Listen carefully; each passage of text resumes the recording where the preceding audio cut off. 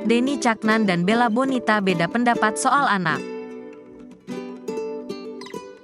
Berita seleb terkini: Denny Caknan dan Bella Bonita berbeda pendapat terkait anak mereka kelak.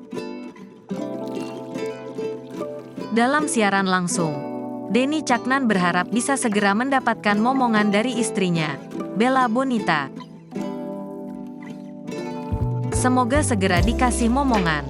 Amin," kata suami Bella Bonita, Denny Caknan saat live Instagram.